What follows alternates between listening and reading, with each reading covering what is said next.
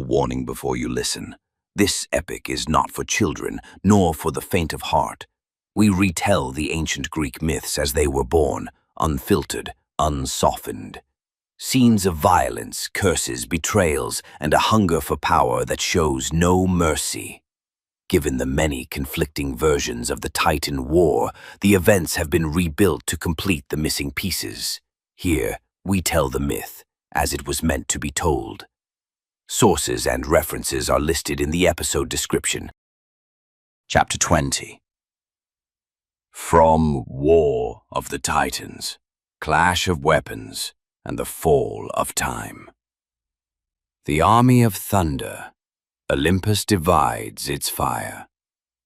When the Alliance wore armor made of thunder and shadow in the hall of the seven stones, where the true face of war was unveiled, Zeus stood at the center, not as a brother, but as a war-born commander, chosen by lightning and planted in the storm by prophecy.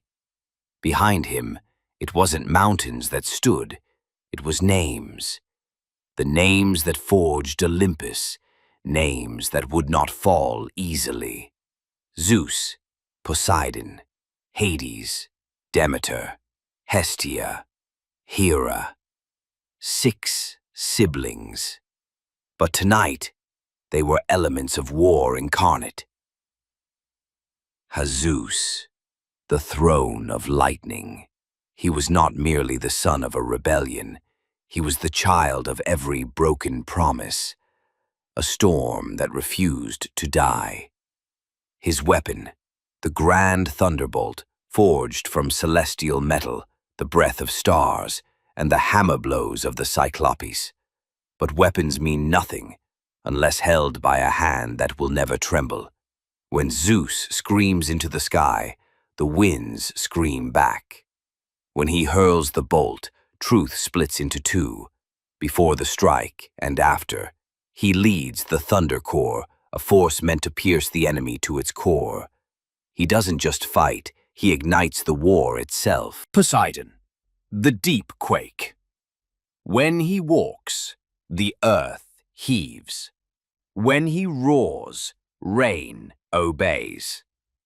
His weapon, the trident, not merely a spear, but a spine torn from the sea itself. A thrust that wounds both land and soul. Poseidon does not speak much, for he believes waves are not to be explained, but to be survived. He commands the Depth Legion, water mages, tide riders, and abyssal giants. They do not come from the sea. They turn the land into sea. Hades, Lord of the Shadows. The only one who does not fear death because he dwells within it. You won't see Hades, but you'll feel his chill on your skin and hear his name in your blood's shiver. His weapon, the Helm of Invisibility. Once worn, he becomes the untouchable shadow, silent, fatal. He commands the Phantom Division, spirits who do not speak, bodies you cannot see, and blades that never gleam, but always strike. He does not enter battle from the front, but from where no one dares to look. Hades does not declare war. He ends it. Demeter, mistress of the soil. She appears gentle, but we forget the earth was the first killer. When angered, crops choke and roots die screaming. Her weapon, the scepter of fertility and death. When she raises it, forests bloom. When she twists it, they die standing. She commands the earthen host, root warriors, forest sentinels, and the stone-speaking seers. Their mission, to reshape the land itself in the image of war. Hestia, flame of hearth and fury. She was the firstborn and the last to speak. But those who forget the small flame wake up burning. Hestia doesn't shout. She ignites. She doesn't charge the field, but she warms the hearts of allies and scorches the minds of enemies. Her weapon, the flame of first pulse. Wherever she places it, the place becomes sacred or ash. She supports the earth division, leads the rites, and keeps the fires burning even in the shadows of death. Hera, pride that will not bow. She doesn't scream on the battlefield. She turns the battlefield into a theater. She doesn't stand at the front. She makes the front lines fight each other. Her eyes burn not to destroy, but to humiliate. Her tongue drips with honey and poison. Hera doesn't start wars. She whispers them into being, choosing who must die first. Her weapon? The queen's rod. Not used to strike, but to point. And whomever she points to doesn't fall in battle. They fall in shame.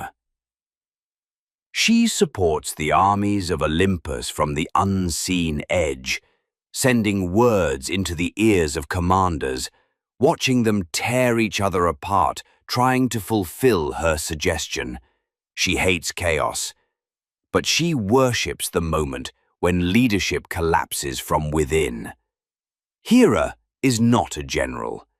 She is the shadow of the throne, blameless, untouchable, yet the spark behind every downfall. Metis, the mind unseen. She carries no weapon, rides no storm, but her mind shifts the tides of war. If Zeus thinks to strike, it was Metis who timed it. If Poseidon roars, it is because Metis read his wave and restrained its madness. She commands no legion, she orchestrates them all. She whispers to the map, plants doubt in destiny, and draws the plan as if she were speaking with fate itself. You won't find her on the front lines, because she lives in every decision. The Eagle Division, the fatal enigma. No one knows who leads them. No one knows their number. No one knows when they'll strike.